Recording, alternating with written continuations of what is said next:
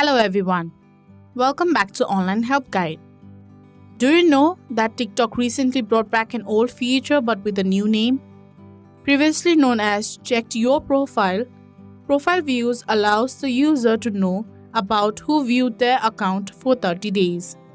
This feature was introduced again in February of 2022. So in this video, I'm going to show you how to enable and disable profile views on TikTok.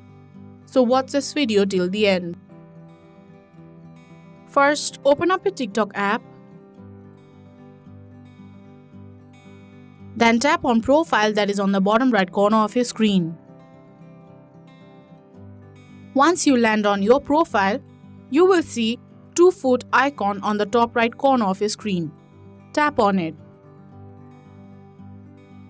Now tap on Setting icon that is on the top right corner of your screen.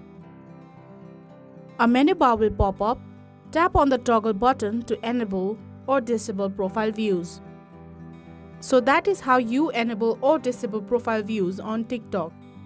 Thank you for watching Online Help Guide. Hope this video was helpful. If it was, then hit the like button and comment down if you have any questions or feedback. Also, if you are new to our channel, subscribe and hit the bell icon on our channel so that you don't miss our upcoming videos.